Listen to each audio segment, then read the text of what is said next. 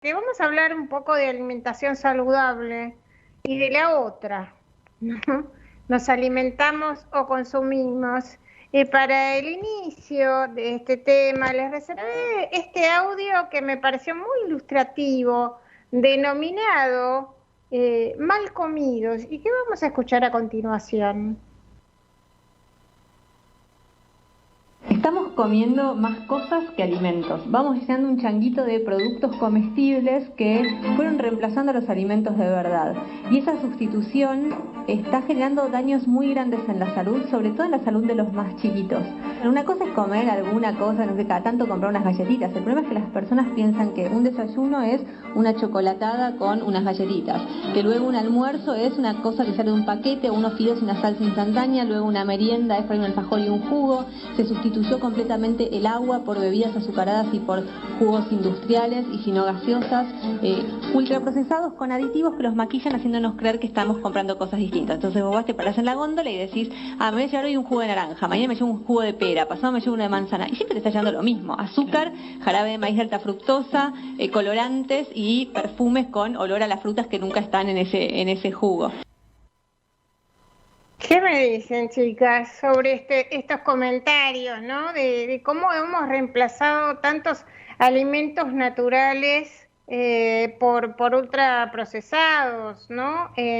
No solamente los grandes, sino fundamentalmente los chicos, ¿no? Esto de comer mal, rápido, a deshora, sumado a las cantidades de comida chatarra, de galletitas, de alimentos procesados, altos en grasas, en azúcares y sal, trae sus consecuencias muy, muy importantes en la salud de todos nosotras. ¿Qué dicen, chicas? Sí, yo me pregunto qué oferta también tienen los chicos y las chicas cuando van a la escuela. ¿Qué es lo que comen en el almuerzo? ¿Qué es lo que comen la media mañana? En general son galletitas, como lo que decía esta persona, galletitas, juguito, té con azúcar. Entonces es como difícil aprender en una nutrición saludable si la oferta que tenemos tampoco tiene que ver con estos ingredientes más primarios y más naturales. Ayer estaba viendo los ingredientes de un pan y decía aroma artificial a manteca. ¿Qué es el aroma artificial a manteca, L? Yo no lo sé. Sí, vos sabés que un poco consultando y leyendo algunos materiales, realmente solo el 13% de la población argentina sabe leer el etiquetado de los alimentos que vamos consumiendo. Y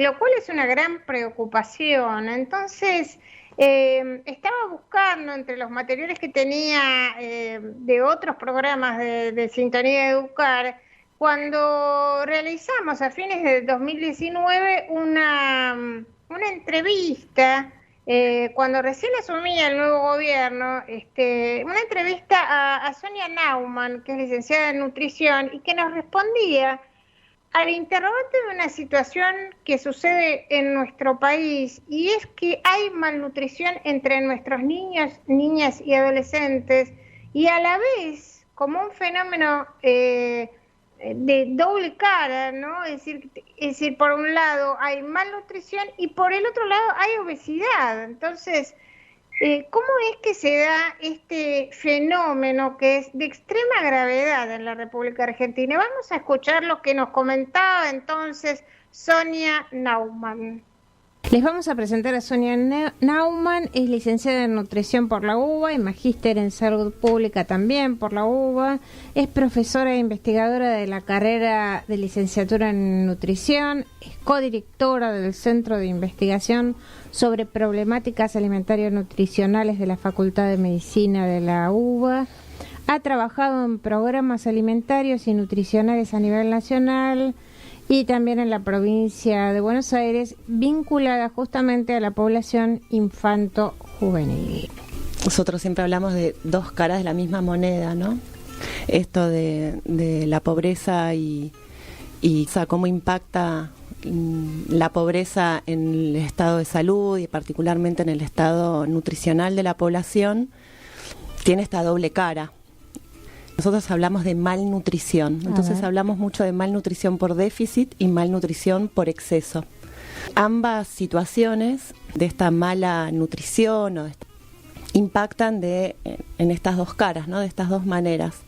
Y es un poco paradójico, porque nosotros tenemos en nuestro imaginario esta idea de que el niño gordito, ¿no? Está bien alimentado, tenemos como esta situación del cachetito redondo, lo veo cuando trabajamos, nos vamos a los barrios, aún vemos estas situaciones entre las familias, en las calles, donde, bueno, el niño gordito es el niño que está bien, que está alimentado. Y el niño flaquito es el que está desnutrido y es al que hay que acompañar, hay que dar una mano. Y en realidad esta situación está bastante alejada de lo que nosotros vamos entendiendo ya hace unos cuantos años. Y la mala nutrición en esta situación de sobrepeso y obesidad es muy fuerte. Digamos, hay grandes consecuencias a nivel de la salud, a nivel del desarrollo intelectual, a nivel de lo que son también impactos sociales, ¿no? Esta cosa de la discriminación entre chicos, por sobre todo, que es muy fuerte, del niño gordo o de la niña gorda. Es algo que tenemos que atender con suma urgencia. Las últimas encuestas poblacionales que tenemos en Argentina. Sí. Y en estas encuestas lo que se observa es una gran problemática en lo que es sobrepeso y obesidad. Entonces, también la pregunta es por qué hablamos tanto del hambre, cuando tenemos 4 de cada 10 niños y niñas con sobrepeso y obesidad, y tenemos 7 de cada 10 adultos con sobrepeso y obesidad hoy en Argentina. Entonces la problemática es enorme, y esto no solo pasa en Argentina, sino pasa a nivel regional y también pasa a nivel mundial. Digo, esta es la tendencia. En Argentina se ha recrudecido en estos últimos años. Las políticas públicas, lo que han propuesto, inclusive los organismos internacionales también, lo que plantean como meta es detener la curva de crecimiento de sobrepeso y obesidad. Ese es el objetivo a nivel de políticas públicas. Estamos lejos de pensar en poder revertir esto. El objetivo de la propuesta es detener el crecimiento en lo que es sobrepeso y obesidad. Estas tasas de indigencia y de pobreza que han ido en aumento en los últimos años, por supuesto que tienen un impacto en la alimentación de forma directa siempre, ¿no? La canasta básica de alimentos es un indicador muy sensible, entonces ante estas situaciones de menores ingresos en los grupos familiares, lo primero que se ve vulnerado es la alimentación, la calidad de la alimentación.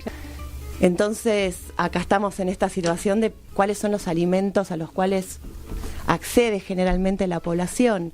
Son alimentos altos en grasas, altos en azúcares, altos en sodio. Nosotros le llamamos a estos alimentos, nosotros digo en la jerga, pero no es que lo inventamos nosotros, esto está propuesto por la Organización Panamericana de la Salud, que es la organización regional de la Organización Mundial de la Salud, y los ha denominado ultraprocesados, ¿no? Los alimentos ultraprocesados.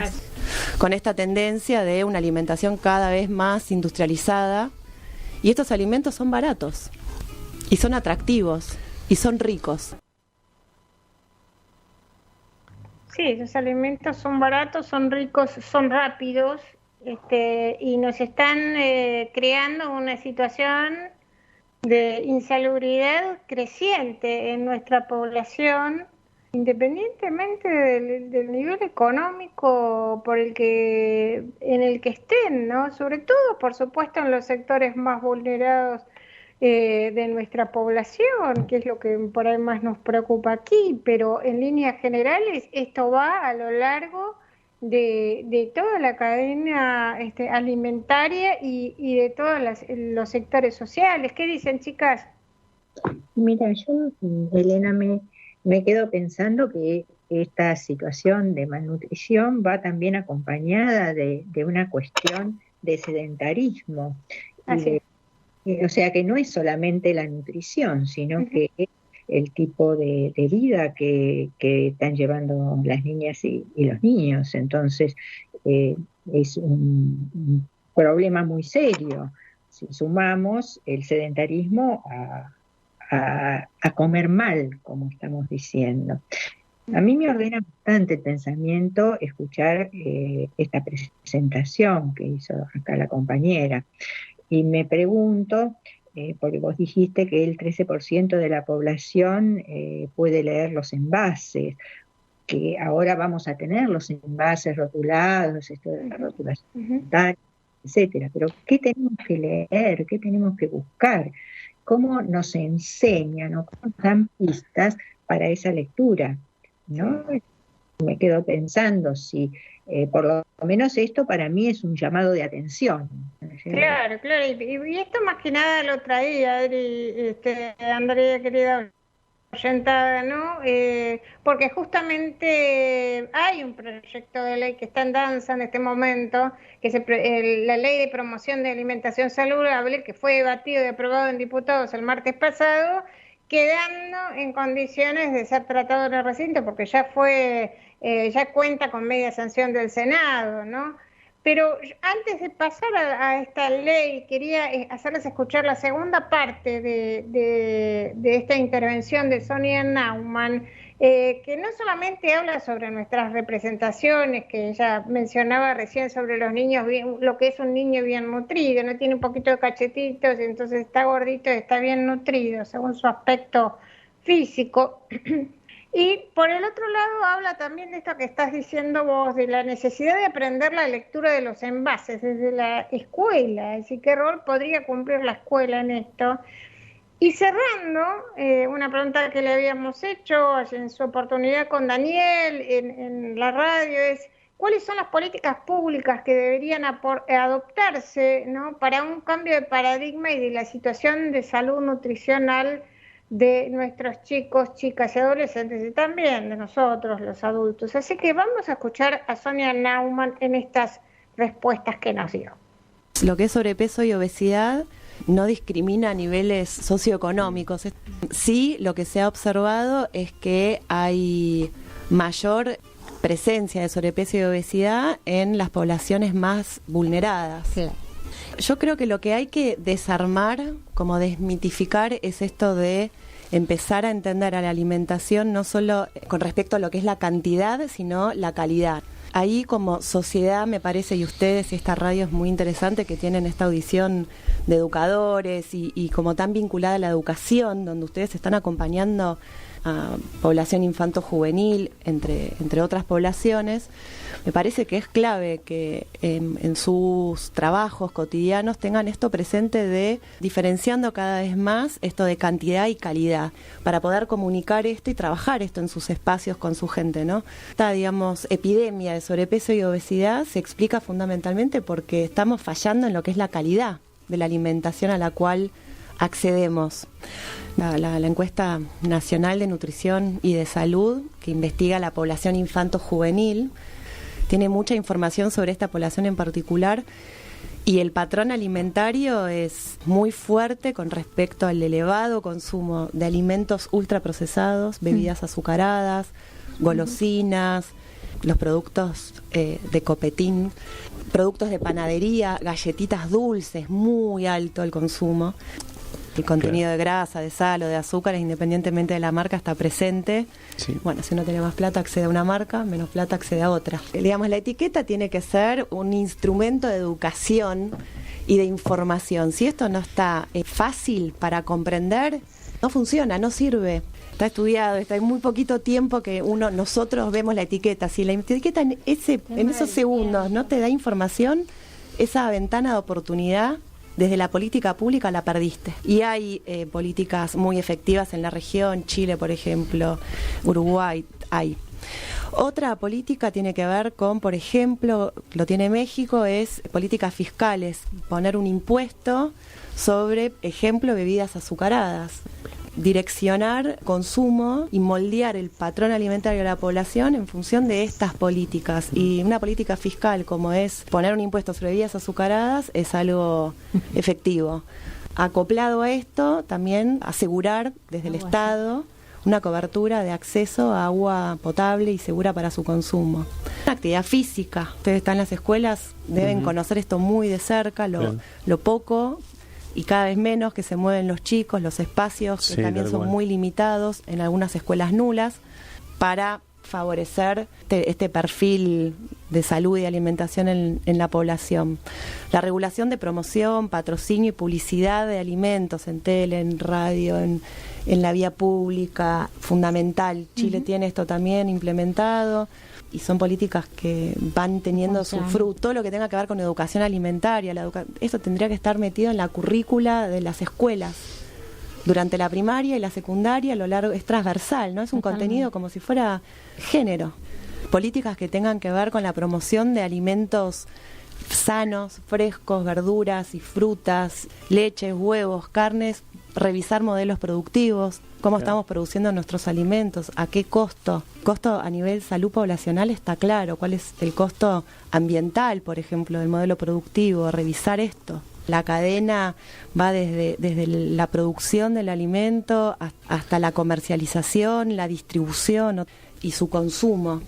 Nosotros tenemos pendiente ahí políticas públicas en materia de regulación. Te agradecemos mucho haber estado esta mañana acá en Sintonía de Educarse. Muchas gracias a ustedes.